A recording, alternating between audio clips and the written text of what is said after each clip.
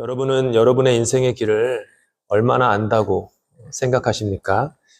저는 살면 살수록 모르겠어요. 진짜예요.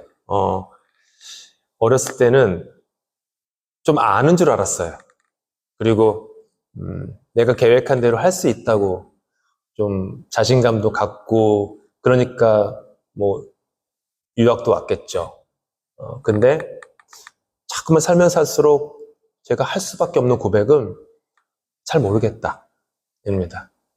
신앙생활도 어떻게 들릴지 모르지만 하나님을 안다라고 생각하면서 그 알을 추구하며 이렇게 오랜 시간 신앙생활을 하지만 하나님을 알면 알수록 제 안에 할 수밖에 없는 정직한 고백은 잘 모르겠다예요.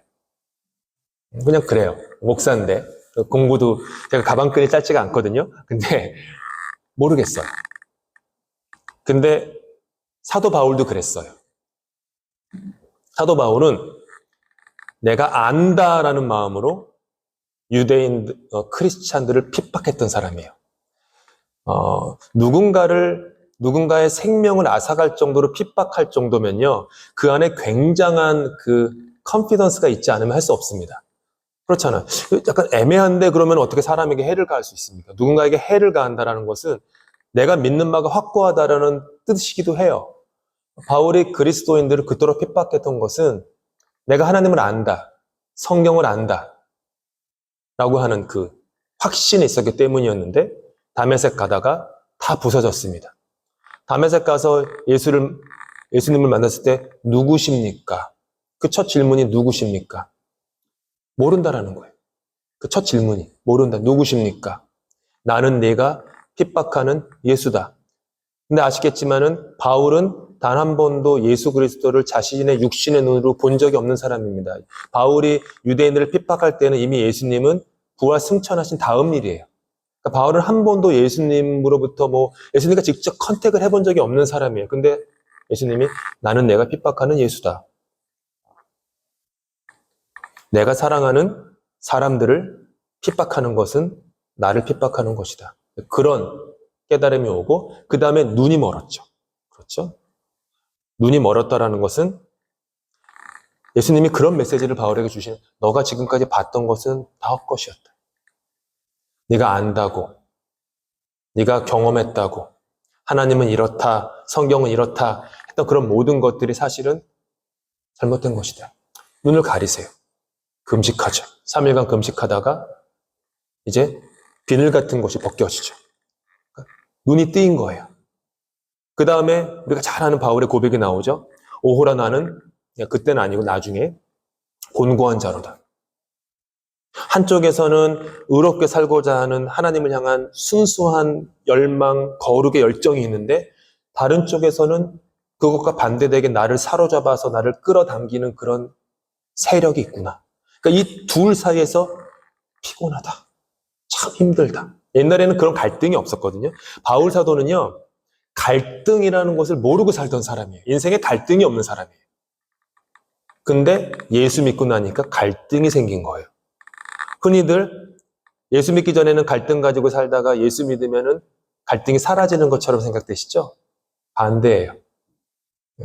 저도 이제 코스타 사역을 하거나 부흥회를 가거나 하면 간증하시는 분들 많이 간증되는데 간증에 이제 패턴이 있잖아요. 전에는 이랬는데 예수 믿은 다음에 모든 것이 이제 확실해지고 어떤 그렇게 이야기가 흘러가시는데 바울의 경우는 반대였어요. 확실했는데 예수 믿은 다음에 다 불확실해졌어요. 곤고한 자로다. 누가 나를 이 사망의 늪에서 건져낼고.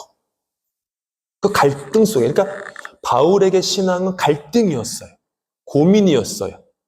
정답이 아니라 질문들, 의문들, 이런 것들, 해결되지 않는 그걸 끌어안고 내 앞길 멀고 험해도 주님만 바라보며 따라갔던 그 길이 바울 사도가 걸어갔던 길이고 그게 신앙의 길입니다.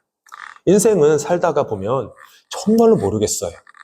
저는 제가 지나온 길을 돌아보면 제가 꿈꾸고 계획한 대로 되어진 것은 넉넉히 쳐보았을 때 한 10% 정도 될까 싶어요. 낯선 캐나다의 그 옥빌이라는 곳에 제가 도착했을 때 딱 1년만 살고 미국으로 이제 내 그 꿈을 갖고 미국으로 이제 가야지 했는데 캐나다 이민의 삶이 27년이 되었어요. 신앙 좋은 평신도로 열심히 살아서 내가 하나님의 교회를 유익하게 하고 모든 열방에 복음을 전하는, 저 되게 청년 때 정말 열심히 신앙생활했거든 진짜. 주중에 진짜 공부도 열심히 했지만 여러 군데 다녔어요. 여러 군데. 집회면 집회 진짜. 근데 그런 뜨거운 비전을 갖고 왔는데 어느덧 제 이름 뒤에는 목사라는 타이틀이 붙었어요. 저는 진짜 계획한 적이 없어요. 한 번도 꿈꿔본 적이 없어요. 제가 지금도 기억나요. 고3 때 대학교를 갔는데 교회에 계신 권사님이 어느 대학교를 전공한 걸 보시고 너 그 전공해가지고 선교사 되려는구나 라고 했는데 제가 속으로 화가 났었어요.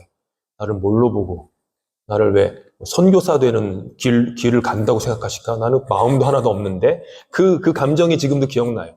그만큼 제 삶에는 그런 게 없었어요. 토론토 대학교 가가지고 석사과정 마무리할 때도 신학도 아니었고 당연히 제가 꿈꾸던 그 길들을 계속 차곡차곡 밟아가는 때였는데 근데 또 그때 뭔가 계기가 있어서 시간이 없으니까 설명은 못 드리겠지만 신학의 길을 들어갔을 때도 목사가 되고 싶은 마음이 하나도 없었어요. 그냥 할 수만 있으면 그냥 신학교에서 교수 가르치는 게 낫겠다. 그렇게 하면서 공부 열심히 하고 좋은 성적 거두면서 공부를 했어요. 그러다가 이제 전에 이제 이토비코에 있는 디모데 교회에서 거기서 이제 우리 아이들 다 낳고 했는데 거기 이제 저한테는 그 캐나다의 그 홈처치죠. 거기가 디모데 교회 이제 전도사로 갔을 때 그때 제가 이제 박사과정 중이었는데 전도사로 갔을 때 사역을 하다 보니까 마음에 막 기쁨이 있는 거예요. 보람도 있고 뭔가 좀 인생이 좀 달라져야겠다. 그러다 보니까 제가 그때 전도사로 가서 갑자기 준비도 안 했는데 갑자기 목사님이 영어로 유년주일학교도 사역하라고 그래가지고 나 영어를 한 번도 사역해 본 적이 없는데 근데 저는 또 목회의 자세가 그냥 누가 뭐 이렇게 하나님의 뜻 같다 그러면은 그냥 무조건 뒤에 안 보고 덤벼드는 그런 좀 있어요. 그래서 했죠. 청년부 사역도 중고등부 사역도 막 다 하고 막 다 했는데 닥치는 대로 다 했는데 되게 막 기뻤어요. 박사과정 공부하면서도. 그래서 목사님 찾아가가지고 저 목사 될래요. 그랬어요. 그냥 안수 주세요. 그냥 저는 극내향성, 극아이거든요. 제가 정말로 극아이예요. 제가 사춘기 때 교회를 안 간 3년 동안 교회를 안 갔는데 안 간 이유 중에 가장 중요한 이유 중에 하나가 교회 가면은 중고등부 때 예배 때 앞으로 나와가지고 인사를 시켰어요. 그게 너무너무 싫었어. 죽기보다 싫어가지고 3년 동안 교회를 안 갔거든요. 매주마다 선생님이 찾아오셨어. 교회 가자고. 아무튼 그건 저의 오랜 얘기고요. 그 정도로 그런데 그냥 목사가 되겠다고 했고 그래도 그냥 목사 돼서 잘 서약하지 담임 목사 될 마음은 꿈에도 없었어요. 진짜로. 근데 담임 목사 하고 있어요. 사랑하는 아내를 만나 인생길을 걸어가게 된 것도 2자녀를 가지게 된 것도 전부 다 저의 계획과는 다 다른 시간표 속에 있었더라고요. 그러니까 돌아보니까 계획대로 된 게 없어요. 그러면 제가 불행한 삶을 살았으니까 계획대로 되지 않아서 참 다행이다. 그런 고백이 있어요. 계획대로 안 돼서. 그렇죠? 계획대로 안 돼서 그 여자 말고 이 여자랑 결혼해서 참 다행이다. 그런 것들 다들 첫사랑과 결혼하셨으면 상관없지만 저는 첫사랑 제 아내 보면 첫사랑이라고 꼭 해주시고요. 적어도 끝사랑은 맞아요. 참 다행이다. 그래서 참 다행이다. 성경은 오늘 우리에게 말씀하십니다. 잠언 16장 9절 말씀 함께 읽을까요? 시작. 사람이 마음으로 자기의 앞길을 계획하지만 그 발걸음을 인도하시는 분은 주님이시다. 인생을 살면 살수록 깨닫게 되는 실체가 뭐냐 하면 바로 신비롭다라는 거예요. 신비롭다. 신비롭다라는 것은 그냥 신기하다라는 게 아니라 크다라는 뜻이에요. 넓고 깊고 높다. 나의 지식과 경험과 나의 감정과 기분이나 심지어 나의 어떤 의지나 결단으로 다 헤아릴 수 없는 더 큰 어떤 것. 신비롭다. 그래서 인생이 신비롭다라는 것을 깨달으면 깨달을수록 점점점 스스로가 겸손해질 수밖에 없어요. 아, 그렇구나. 내가 계획을 세우고 열심히 하지만 발걸음을 인도하신 분 주님이지. 신비로운 뜻이 있지. 그런데 이것이요, 인생의 길만 해당되는 것은 아닙니다. 교회도 마찬가지입니다. 교회가 걸어가는 길, 교회가 걸어가는 삶도 똑같아요.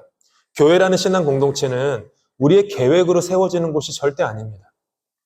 교회는 주님의 손길과 주님의 은혜로 세워집니다. 그래서 신비로운 곳입니다. 오늘 본문은 우리에게 그것을 아주 잘 설명해 주고 있습니다. 본문의 배경이 이거예요. 바울 사도가 바나바라는 멘토의 격려와 도움으로 말미암아 오랫동안의 은둔 생활을 접고 세상으로 나옵니다. 그리고 공동 목회를 1년 정도 한 후에 안디옥에서 바나바의 권유로 처음으로 전도여행 혹은 선교여행을 떠나요. 많은 일들이 있었어요. 돌아와서 처음으로 열린 예루살렘 공의회, 지금으로 하면은 뭐 교단 총회 같은 그 모임이죠. 예루살렘 공의회에 참석해서 이때 기독교 교회사에서 어떻게 보면 가장 중요한 결정을 하나를 내려요.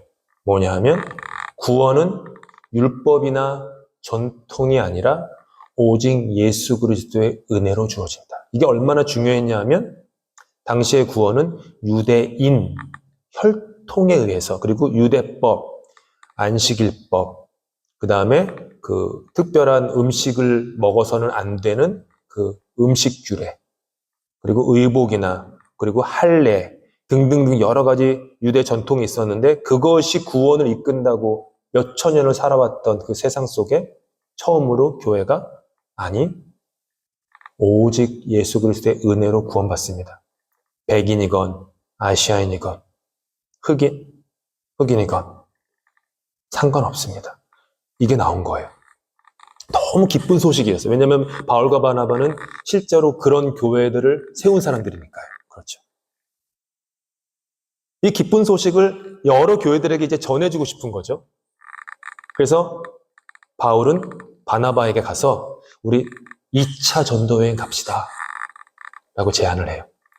2차 전도여행 가서 그 전에 1차 때 갔던 교회들한테 이 기쁜 소식을, 당시에는 뭐 이메일, 뭐 카톡 이런 게 없으니까 편지를 쓰거나 가야 되잖아요. 전해주서 가자 했는데 의사 결정에 있어서 충돌이 벌어져요.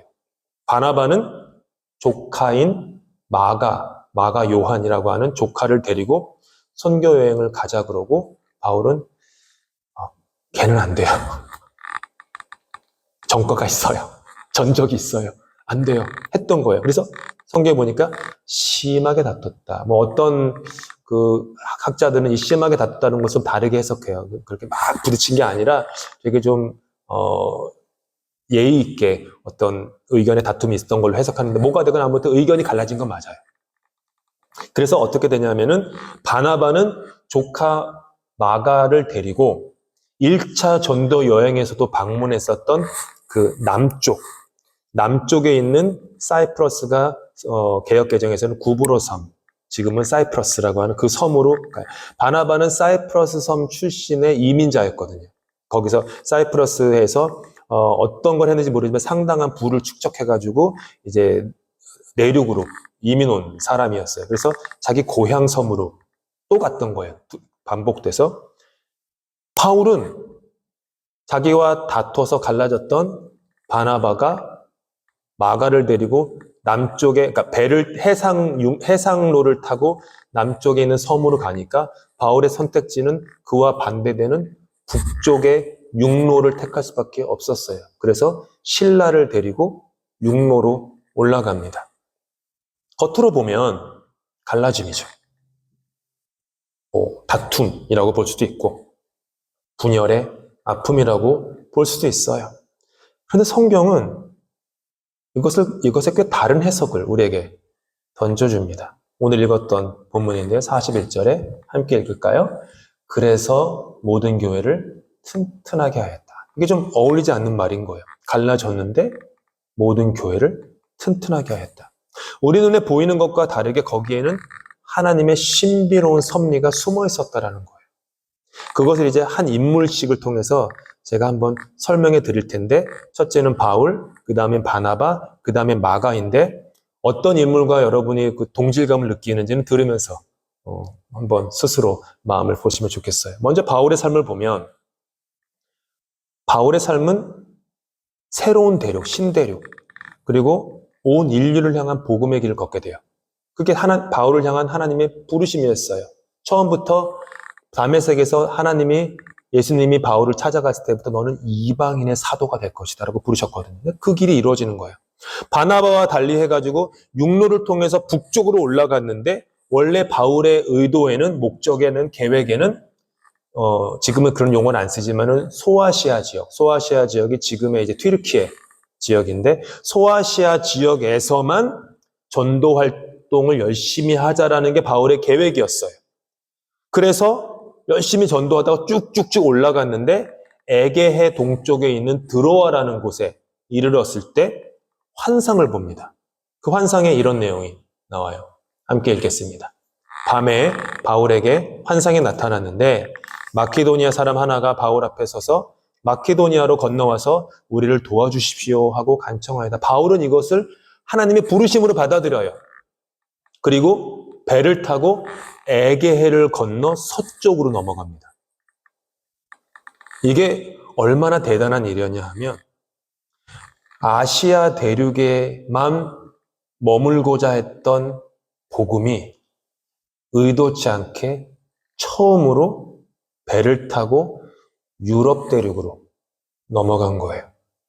이것 바울의 이 승선 때문에. 역사학자 아놀드 토인비는요, 이것을 두고 어떻게 얘기하냐면, 바울이 탄 배는 세계사의 항로를 바꾸는 역사적인 사건이었다. 그 정도로 큰 사건이에요. 그때는 몰랐겠죠. 돌아보고 나니 큰 사건이었고요. 만약 바울이 바나바와 다른 길로 가지 않았었더라면 복음은 유럽 대륙에 전해지지도 않았을 것이고, 유럽 대륙에서 청교도들이 북미로 이주함으로써 미국이나 캐나다 땅에도 복음이 전해지지 않았을 것이고, 당연히 그 복음은 조선 땅에도 대한민국에도 전해지지 않았을 거예요. 여전히 복음은 그냥 예루살렘이라는 작은 지역, 동네 정도의 복음으로 머물렀겠죠. 근데 바울이 아프지만 그렇게 갈라져서 서로 다른 길을 선택해서 감으로 말미암아 그 복음이 온 세상으로 퍼지게 되었다. 하나님은 그렇게 때때로 우리의 계획을 깨트리십니다. 우리가 원치 않는 길로 인도하세요. 그래서 그때는 모르지만 돌아보면은, 그래서 그랬구나. 이래서 그랬구나. 내가 캐나다에 온 게 이 때문이었구나. 깨닫게 되죠. 바나바의 삶을 보면 바울과는 달라요. 바나바는 한 사람을 살리는 삶을 평생을 삽니다. 일견 2번에 걸쳐서 자기의 고향에만 가가지고 복음을 전한, 게다가 무책임했던 마가를 혈연 관계 때문에 데리고 간 사람처럼 보이긴 하지만 그렇지 않습니다. 바나바는 눈에 띄지 않는 한 사람을 끝까지 붙잡아 세웠던 목자였어요. 바나바는 처음에는 바울이라는 한 사람을, 그 후에는 마가라는 한 사람을 끝까지 세우는 부르심으로 살았습니다. 비록 온 세계 열방에 나와가지고 복음을 전하는 사명을 감당하지 않아도 그 한 사람. 바나바의 이름의 뜻이 위로의 아들이에요. 이름답게 바나바는 삽니다. 예수를 믿은 후에 바울이 아라비아에서 3년, 고향 다소에서 학자에 따라 조금 의견이 달라지지만 10년에서 13년 정도 칩거를 합니다. 바울이. 예수 믿은 다음에 확 복음의 길을 전한 게 아니라 한 16년에서 거의 20년 가까이 바울은 무명인이 돼가지고 자기 고향에서 아무것도 아닌 자로 그냥 잊혀져 가고 있었어요. 그렇게 공부 많이 한 사람이었는데. 근데 그 바울에게 먼 길을 수천 킬로를 걸어가지고 바울을 찾아간 사람이 바나바였습니다. 그리고 바울한테 너 더 이상 숨어있지 말고 세상으로 나가자. 내가 저 멀리 목회하는 시리아 안디옥이라는 곳에 교회를 하나 세웠는데 나랑 같이 공동 목회하자. 바울을 끄집어가지고 데려갑니다. 그리고 전도팀을 꾸려가지고요. 바울에게 우리 전도하러 갈까? 초청한 사람이 바나바예요. 한 사람. 그리고 이제는 비록 바울과 어쩔 수 없이 갈라졌지만 이제는 바나바는 나에게 맡겨진 마가라는 한 사람. 그 한 사람이 과거의 실수와 실패를 딛고 일어서서 다시 주님 앞에 세워질 수 있도록 돕는 위로의 사람이 되기로 작정했던 거예요. 그 덕분에 세 번째로 이제 마가의 삶이 어떻게 변했는지 아십니까? 마가는 아까도 설명드렸지만 바울과 바나바의 1차 전도 여행 도중에 전도팀을 떠난 사람이에요. 지금도요, 몇 명 선교팀을 했다가 어떤 이유에서 갑자기 선교팀 떠나버리면요, 선교 중에 그거 분위기 막 이상하게 만드는 일이죠. 여기 이유에 대해서 학자들 사이에 추론이 많습니다. 마가가 이 부잣집 외아들이었거든요. 부잣집 외아들이어서 좀 철부지가 없어서 철딱서니가 없어가지고 무책임하고 미성숙한 어린 청년이어서 그냥 훌쩍 떠나버렸다라고 말하는 학자도 계시고요. 사촌 형이었던 바나바가 1차 전도 여행 때 전도팀의 리더로 가다가 전도 중간에 리더가 바울로 바뀌거든요. 성경을 자세히 보시면요. 성경에서 사람 이름이 먼저 나오면 그 사람은 리더라는 뜻이에요. 그 모임에. 처음에는 바나바와 바울이 이렇게 이야기가 흘러가다가 사도행전에서 갑자기 바울과 바나바로 순서가 바뀌어요. 그때부터 바울이 리더가 됐다라는 거예요. 근데 거기에 불만을 품었다라는 거죠. 마가가. 앙심을 품고 그냥 도망가 버렸다라는 말도 있고, 혹은 버가라는 곳에서 이제 비시디아 안디옥까지 가려고 그러면요, 험산 줄령이었던 타우루스 산맥, 지금은 토러스 마운틴스, 험산 줄령을 넘어가야 되는데 온갖 풍토병과 강도의 위험과 이렇게 너무 많은 곳이었기 때문에 그 고된 여정을, 젊은이니까 제일 힘든 일은 자기가 해야 되잖아요. 바울과 바나바가 젊은 나이가 아니었거든요, 그때 이미. 그렇기 때문에 그냥 그게 너무 무서워가지고 도망쳤다 라는 설도 있어요. 어떤 걸 선택하실지는 여러분 마음. 마가에게 물어보지 않고는 알 수 없어요. 무엇이 되었건 무책임하게 중도에 전도팀에서 도망침으로 말미암아 1차 전도여행 때 바울과 바나바의 전도여행을 심각하게 훼손하고 두 사람의 사역을 어렵게 만든 사람이 마가 바울 이 청년이었어요. 젊은 청년. 인간적으로 보면 복음의 짐이에요. 걸림돌. 교회의 걸림돌. 그런 사람이었어요. 그런데도 바나바는 마가를 다시 세우려고 합니다. 그 덕분에 하나님은 실패한 마가를 내버려 두지 않으세요.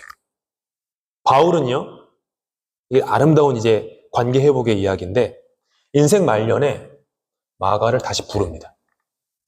동역의 자리에 초청을 해요. 말년에. 죽기 전 로마 감옥에서 빌레몬서를 쓰는데, 빌레몬서에서는 마가를 뭐라고 부르냐면은 나의 동역자인 마가라고 불러요. 동역자. 바울과 마가의 관계가 회복됐던 거예요. 죽기 전에는요, 바울 사도가 디모데에게 편지를 씁니다. 그래서 내가 지금 갇힌 로마 감옥에 그대들이 방문해 주기를 원하는데 꼭 올 때 마가도 데려와라. 부탁을 해요. 마가는 성경 단어를 그대로 제가 빌었으면 마가는 나에게 요긴한 사람이다. 쓸모 있는 사람이다. 유용한 사람이다. 참 나에게 유익이 되는 사람이다. 이렇게 얘기를 해요. 그리고 마가를 불러요. 그리고 죽음을 코앞에 둔 바울은 다른 사람들이 아니라 마가를 자기 곁에 둡니다. 그래서 마가는요, 헬라어와 라틴어를 못하는 베드로 곁에서 통역을 하는 일을 감당하고요. 베드로 전 후서는 베드로를 위해서 마가가 대필하고요. 사복음서 중에서 최초로 쓰여진 마가복음을 집필하게 됩니다. 이 모든 것이 왜 벌어진 겁니까? 바나바라는 위로의 사람이 세상은 마가를 철없다, 무책임하다, 형편없다 버려도 바나바는 마가를 끝까지 붙잡고 계속해서 기회를 주고 기도해주고 너는 할 수 있어, 될 수 있어 이끌어 주었기 때문에 마가는 우리가 2000년 후에 기억하는 마가로 튼튼하게 세워질 수 있었던 거예요. 이 모든 것을 배경에 둔 성경이 다시 한번 이렇게 강조해요. 모든 교회를 어떻게 해요? 튼튼하게 하였다. 교회는요, 건물이 아닙니다. 교회는 사람이에요. 그러면 이걸 이렇게 읽어보시면 어떠세요? 바울을 튼튼하게 하였다. 바나바를 튼튼하게 하였다. 마가를 튼튼하게 하였다. 덕분에 전 세계에 있는 수많은 교회들이 그 사이즈가 무엇이 되든 간에 서로 믿는 색깔의 차이가 무엇이든지 간에 튼튼하게 되었다. 튼튼하게 되었다. 사랑하는 런던 리드머 교회 성도 여러분, 교회를 튼튼하게 세워나가는 길이 여기에 있습니다. 내가 가는 길을 내가 안다라고 하는 허무한 자기 확신이 아니라 내가 가는 길을 나는 다 모르지만 주님이 아시고 나의 가는 길을 인도하시다라는 그 믿음으로 걷는 거예요. 그러면 교회가 튼튼하게 세워집니다. 하나님께서 어떤 사람은 바울로 부르시고요. 어떤 사람은 바나바로 부르시고요. 어떤 사람은 마가로 부르시는 거예요. 각자의 독특하고 다양한 인생길의 모습으로 그 부르심을 받아들이는 겁니다. 사람을 포기하지 않고 실패한 사람도 다시 일으켜 줍니다. 그리고 다른 누구도 아닌 사실은 돌아보고 나니 내가 마가였었구나. 내가 마가였었구나. 라는 것을 고백하는 겁니다. 나도 한때 불성실했고 무책임했으며 불신앙으로 주님을 외면하고 이웃을 섬기지 못했지만 주님은 그런 나를 버리지 않고 내 인생에 바나바라는 사람을 붙여서 나를 붙잡아 주시고 그 후에 바울과 회복하게 하셔서 아름다운 부르심의 삶을 살 수 있는 그 은혜에 젖어드는 거예요. 하나님은 때로는 내 삶의 바울을, 때로는 바나바를 그렇게 보내주십니다. 그래서 우리도 또 다른 마가를 바나바가 되어서 세울 수 있는 것이죠. 그렇게 되려면 한 가지 전제 조건이 있어요. 모든 교회를 튼튼하게 하였다라고 하는 41절 말씀 바로 앞에는요, 이런 말이 있습니다. 40절이에요. 짧은데 함께 읽을까요? 시작. 길을 떠났다. 길을 떠났다. 바울과 바나바는 서로 길을 달리하여 떠났습니다. 바울은 북쪽으로, 바나바는 남쪽으로 떠났죠. 떠남은 아픔이지만 동시에 새로운 만남의 시작이었습니다. 아브라함은 본토 친척 아비집이라고 하는 친숙하고 자기의 뒷배경이 돼주는 그 집을 떠났기 때문에 믿음의 조상이 될 수 있었고요. 이스라엘 민족은 애굽을 떠났기 때문에 약속의 땅 가나안에 들어갈 수 있었고요. 예수 그리스도께서는 하늘 보좌를 버리고 떠나셨기 때문에 이 땅에 오셔서 우리를 구원하실 수 있었습니다. 바울이 소아시아를 떠났기 때문에 유럽의 복음이 전해졌고 그 덕분에 그 복음이 우리에게까지 흘러들어 온 것입니다. 여기에 계신 한 분 한 분 모두 이민 혹은 유학의 삶 속에서 이미 다 떠남을 경험하신 분들입니다. 한국을 떠나 이 낯선 땅에서 런던 리디머 교회라는 아름다운 신앙의 공동체를 세우셨고요. 가족을 지키기 위해서 열심히 희생하며 살고 계십니다. 떠남. 근데 잘 떠나셔야 돼요. 여기 왔으면 한국에서의 이전 것들을 잊어버리셔야 해요. 내가 한국에서는 이랬는데 여기서는 이렇게 무시당하고, 영어 못한다고, 무시당하고, 뭐 여러 가지 뭐 그런 거 있잖아요. 떠나셔야 돼요. 10대를 떠나지 않으면 온전한 20대가 될 수 없고, 중년의 때를 온전히 떠나지 않으면요, 노년의 시기를 온전하게 맞이할 수 없습니다. 계속 오래된 향수에 붙잡혀 있으면 하나님이 내 인생에 또 교회의 인생길 가운데 주시는 그 걸음을 걸어가지 못하게 돼요. 떠나야 돼요. 옛것을. 여러분의 떠남이 결코 헛되지 않음을 잊지 마시기 바랍니다. 옛것을 뒤로 하고 부르심의 길을 떠날 때 여러분도 아브라함이 되고 이스라엘이 되고 바울이 되고 바나바가 되고 마가가 되며 예수 그리스도의 참된 제자가 되실 것입니다.